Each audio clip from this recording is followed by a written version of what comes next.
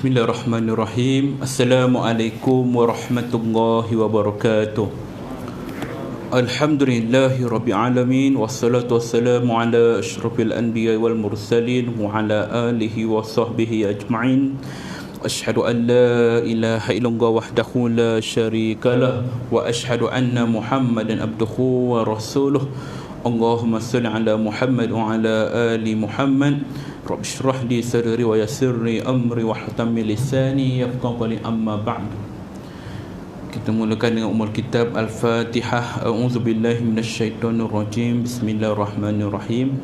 Alhamdulillahi rabbil alamin, arrahmanir rahim, maliki yaumiddin. Iyyaka na'budu wa iyyaka nasta'in. Ihdinas siratal mustaqim, siratal ladzina an'amta 'alaihim ghairil maghdubi 'alaihim waladdallin. Amin.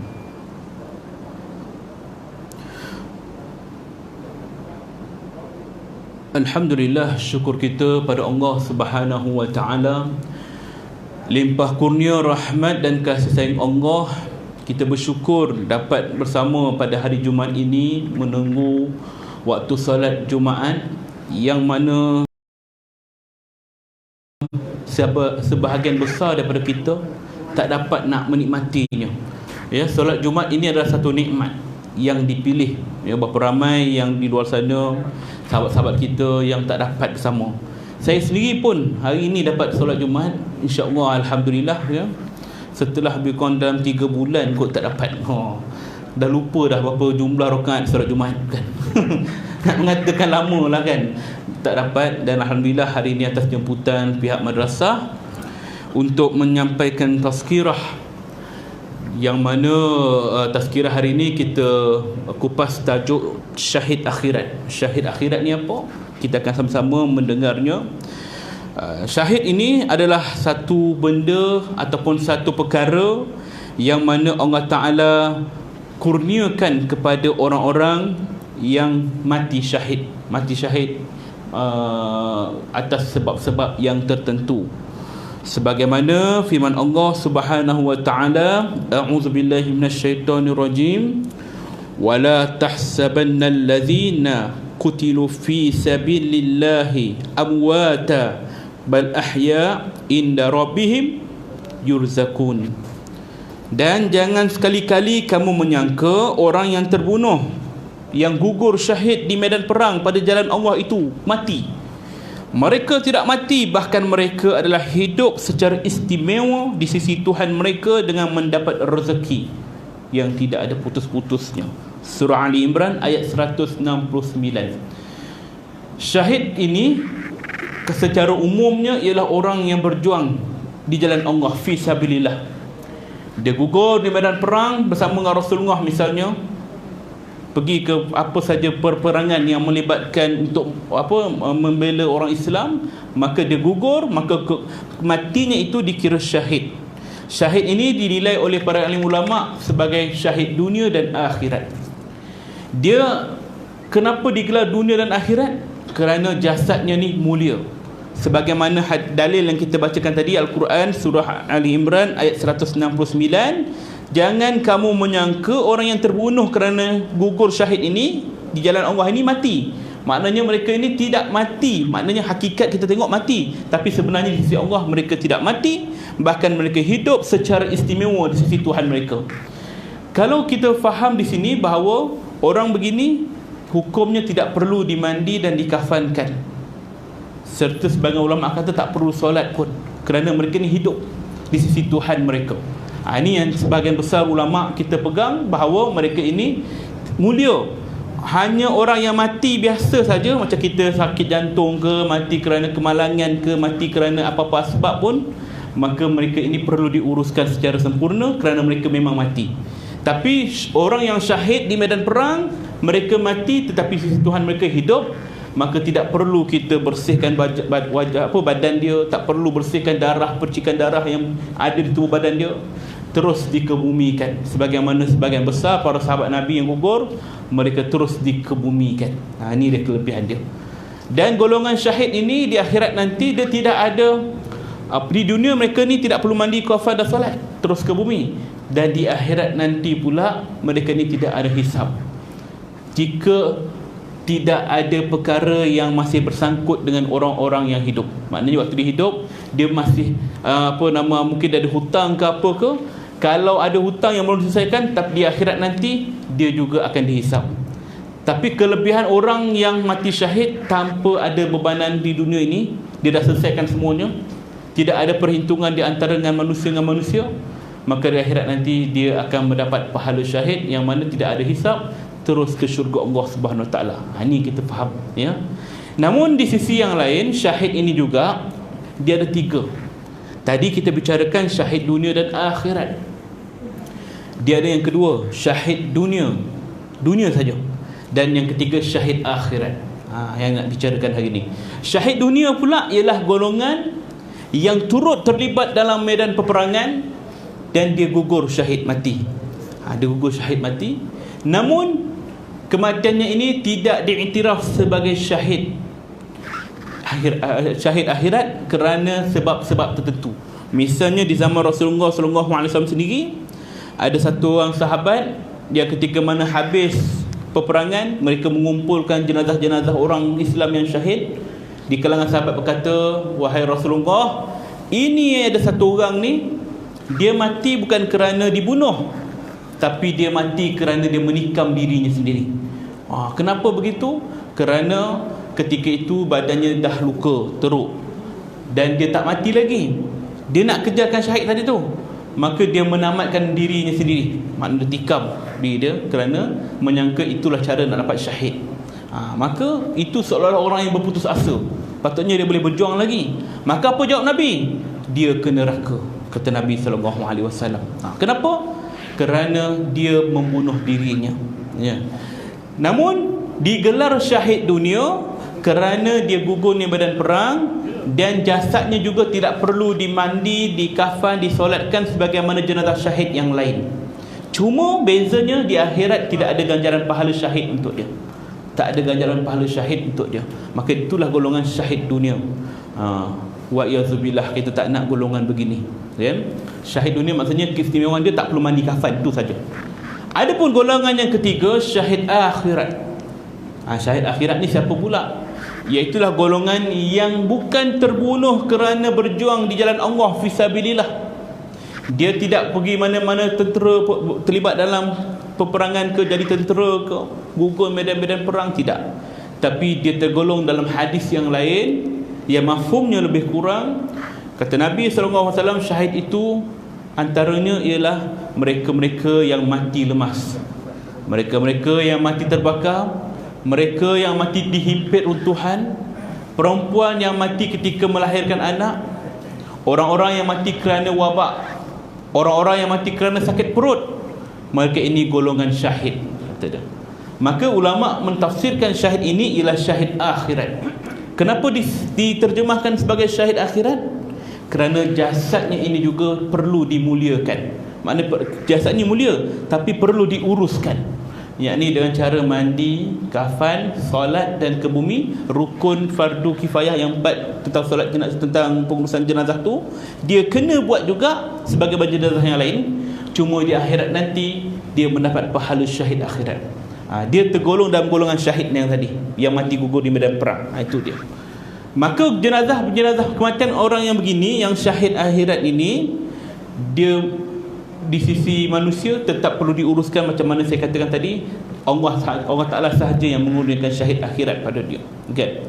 Begitu juga dengan yang berlaku ketika ini, orang-orang yang gugur akibat wabak COVID-19 yang sedang mengalami kita sekarang ni, ya, dikategorikan sebagai wabak kerana penyakit ini menular tanpa ada batasan dan tanpa ada sekatan. Itu wabak, ya.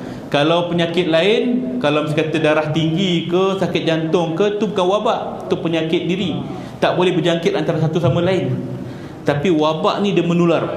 Sebab tu Nabi kata, siapa yang ada di tempatnya itu wabak, maka tidak boleh dia pergi ke tempat lain dan tidak boleh dia keluar daripada tempatnya. Maknanya kalau tempat wabak tu kat kampung dia, dia tak boleh pergi tempat lain. Dan kalau misalnya kata wabak tempat lain, dia tak boleh masuk situ. Itu antaranya. Sebab apa? Nak mengelakkan wabak tu menular. Di sinilah yang hukum pemerintah kita pakai sekarang ni. Maka wujudlah SOP-SOP yang kita sedang lalui sekarang ni, ya. Kalau bicara tentang hukum, banyak perbahasan. Ada ulama kata begini, ada ulama kata begitu. Maka kita sebagai orang awam ambil jalan tengah. Kita ikut saja apa yang dikatakan oleh, apa yang dibuat oleh pemerintah. Ini yang diajar oleh Nabi SAW, ya. Macam mana sekalipun, selagi tidak bercanggah dengan perbuatan, selagi tidak memasuki atau terlibat dalam perbuatan maksiat, apa yang diperintahkan oleh pemerintah, kita ikut sahaja. Kalau tidak, akan berlakunya bencana. Bencana ni yang Nabi takutkan, ya. Kita baca sepotong hadis, saya nak kaitkan sedikit, ya. Sebagaimana hadis yang diceritakan oleh banyak perawi dia. Huzaifah al-Yaman berkata, wahai Rasulullah sallallahu alaihi wasallam, wahai Rasulullah, kata dia, sungguh dahulunya kami berada di zaman keburukan, kata Huzaifah al-Yaman. Lalu Allah datangkan kebaikan ini. Apakah setelah kebaikan ini akan ada keburukan? Dia cerita pada Rasulullah, ya Rasulullah, sebelum kedatangan engkau kami hidup dalam keburukan, dalam keadaan teruklah zaman kegelapan. Sehingga engkau datang, maka datanglah kebaikan kepada kami. Apakah setelah engkau datang ni, kebaikan engkau datang ni, akan ada keburukan lepas ini? Dia tanya pada Rasulullah. Lalu baginda sallallahu alaihi wasallam menjawab, ya. Ya, kata dia. Aku berkata lagi, apakah setelah keburukan itu akan datang kebaikan? Maknanya lepas sudah buruk tu ada tak kebaikan lagi? Datang kebaikan, ya. Lalu beliau berkata, ya. Aku berkata lagi, apakah setelah kebaikan ini akan datang, maka keburukan juga akan datang balik? Maka jawab Nabi, ya, kan. Lalu aku berkata, bagaimana yang demikian tu? Macam mana boleh berlaku macam tu? Kejap ada keburukan, kejap ada kebaikan, ada zaman yang baik, ada zaman kegelapan, begitu kan? Maka bagi dia menjawab, sepeninggalanku akan ada para pemimpin yang tidak memakai petunjuknya, yakni petunjuk Allah, dan tidak memakai sunnahku. Akan ada di antara mereka orang-orang yang hati mereka seperti hati-hati syaitan dalam jasad manusia. Aku berkata, yakni kata Huzaifah tadi, dia berkata lagi, lalu apa yang aku harus buat jika aku menemuinya, jika aku ada dalam zaman itu, ya. Lalu baginda menjawab, dengarkan dan taatilah seorang pemimpin meskipun punggungmu dipukul dan hartamu diambil. Dengarkanlah dan taatilah. Ini dia Nabi sebut. Maknanya, katanya, dalam keadaan yang buruk ataupun dalam keadaan yang baik, maka dengarkanlah kata pemimpin, maknanya ikut saja arahan dia. Sebab apa Nabi kata begitu? Takkanlah pemerintah kita yang zalim, yang kata Nabi tadi, walaupun kamu dipukul punggungmu, walaupun harta kamu diambil oleh secara zalim, kita kena ikut juga. Kenapa begitu? Kerana kita dikuasai. Orang yang dikuasai, dia tak mampu nak buat apa-apa. Dia seolah-olah dia kehilangan hak dalam kalangan manusia, ya. Misalnya lah, seseorang yang masuk dalam penjara. Dalam penjara, kita nak boleh buat apa? Kita tak ada kebebasan. Maka kita kena ikut arahan warden ataupun orang yang jaga penjara tu. Nak makan, time makan ada waktu makan dia. Tak boleh sesuka hati kita nak order food panda ke kan, saya nak makan McD hari ni. Tak boleh, kerana kita dikuasai.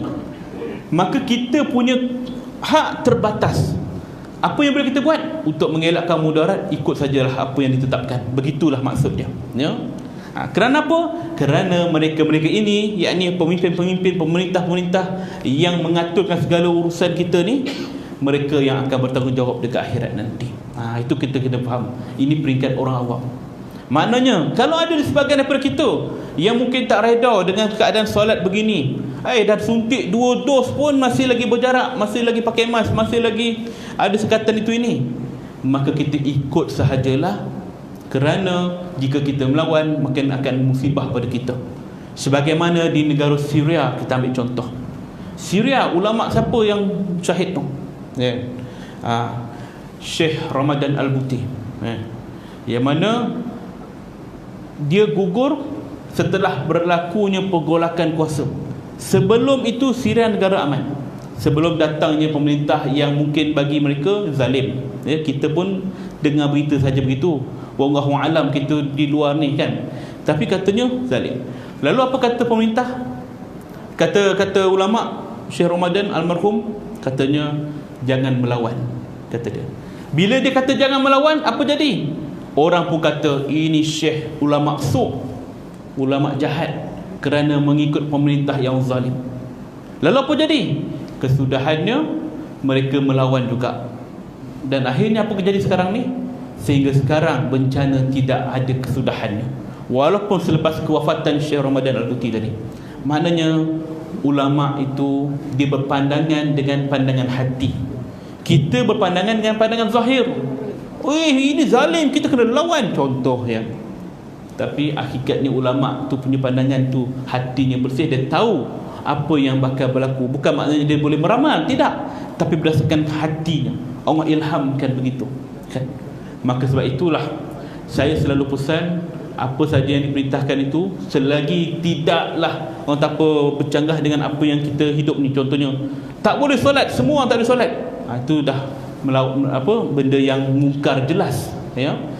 Kalau dia kata buat begini, kita ikut sajalah, tapi dengan orang tak apa niat, ya Allah, aku ikut apa yang telah ditetapkan oleh pemerintah kan. Selebihnya tanggungan mereka. Begitulah yang selalu saya tekankan. Sebab kita tidak mahu huru-hara berlaku. Itu saja poin dia. Musibah yang lebih besar berlaku. Berbalik kepada perbincangan kita tadi, syahid akhirat, maka golongan-golongan yang saya sebutkan 6 tadi, orang yang mati lemas, orang yang mati kebakaran, orang yang mati dihimpit runtuhan jatuh, runtuhan himpit dia kan, orang yang mati kerana, wanita yang mati kerana bersalin, melahirkan anak, orang yang mati kerana sakit perut, orang yang mati kerana wabak. 6 golongan ini juga dinilai sebagai syahid ya. Dan itu juga sebagai satu ketenangan kepada waris-waris yang ditinggalkan. Ini ketenangan tuan-tuan ya. Sebab 6 perkara ini adalah perkara yang meninggal, kata orang meninggal mendadak, bukan sebab sakit dia yang ditanggung. Contohnya meninggal kerana lemas. Mana ada orang sakit lemas? Tidak. Dia meninggal mungkin ketika dia nak mandi ke, kat sungai ke, kat kolam ke, tiba-tiba lemas, meninggal. Maka benda ini bukanlah satu benda yang kita jangkakan ataupun kita nak, tapi musibah. Maka kematian yang mengejut ini tentu mengecewakan ramai. Dia berbeza kematian yang kerana sakit dan kematian yang mengejut. Meninggal aksiden, meninggal kan, kecil sedih. Dia punya kesedihan tu luar biasa. Sebab apa? Luar biasa kerana kita tak bersedia nak menghadapi kehilangan orang yang kita sayang. Kalau orang yang sakit, kita jaga lama, sakit ayah kita ke mak kita, kita tahu dia memang sakit, kemudian dia meninggal, hati kita dah bersedia. Doktor pun dah bagi arahan, dia ni keadaan dia dah agak kritikal kan. Jadi hati kita mudah menerima.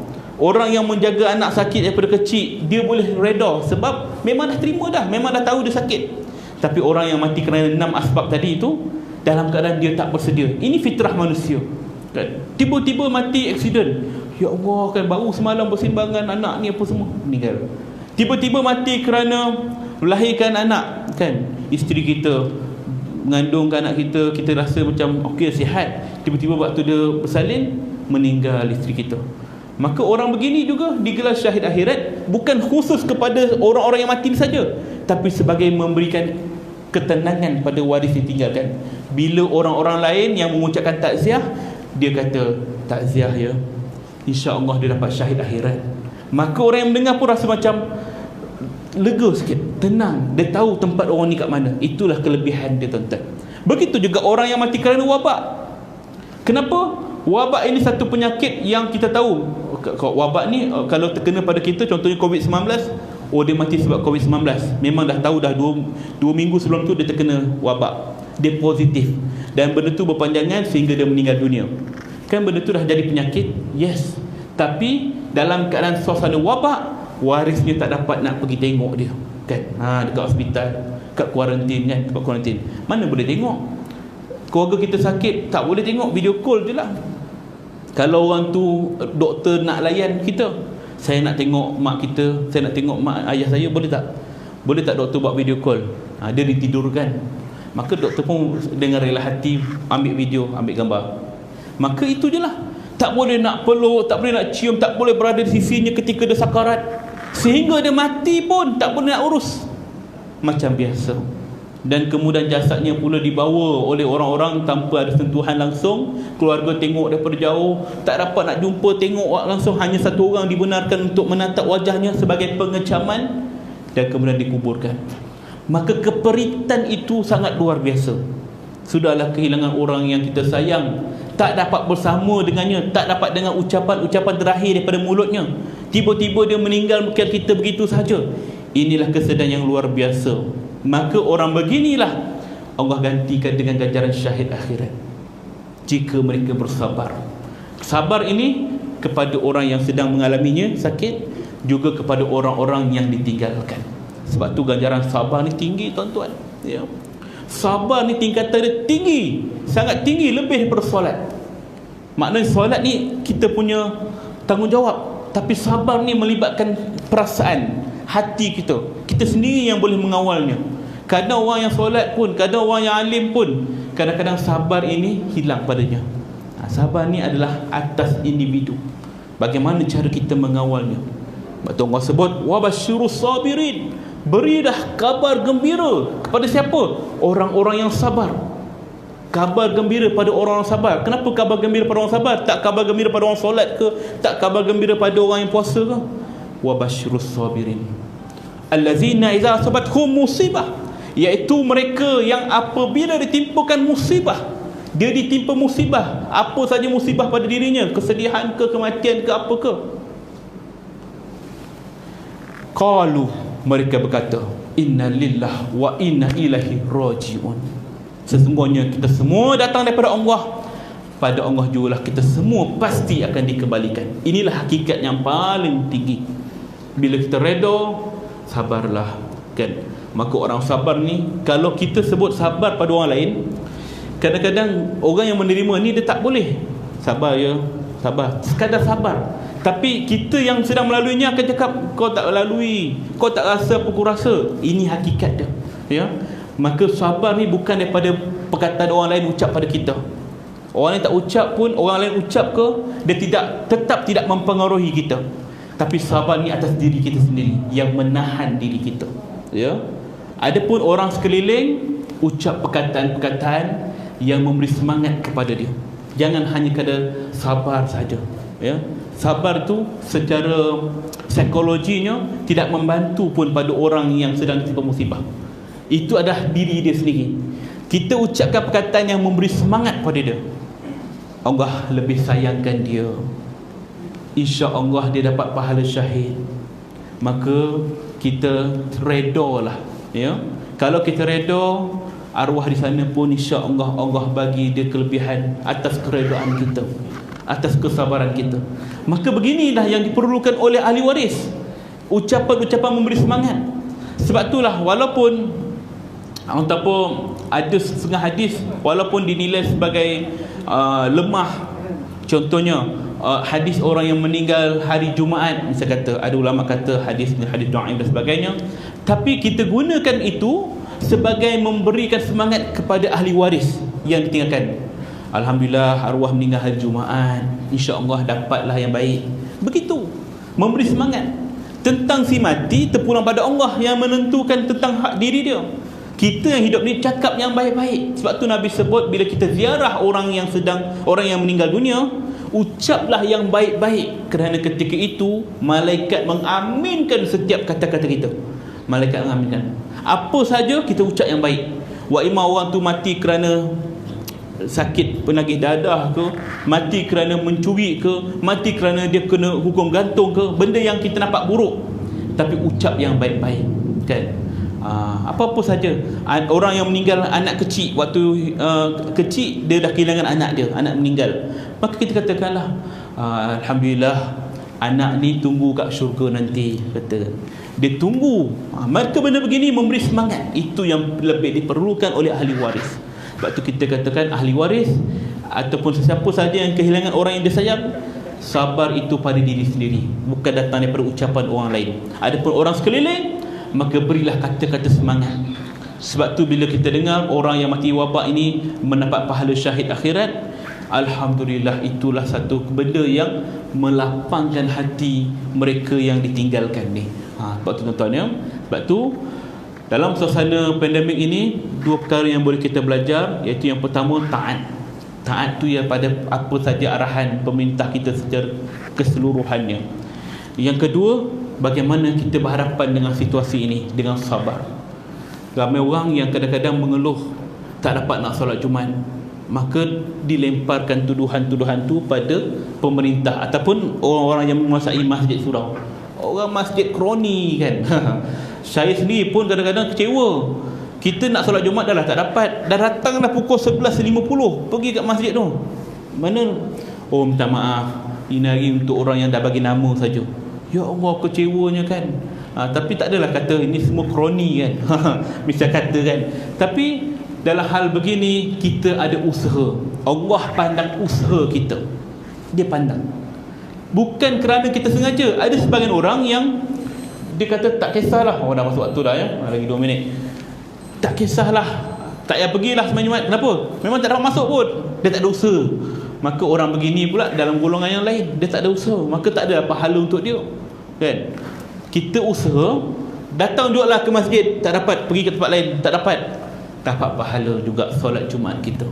Kerana setiap orang yang nak buat kebaikan, maka dicatatkan satu pahala atas niat dia. Kalau dia buat, maka pahala yang dia buat tu pun dapat juga, tanpa ada kurang yang satu pun.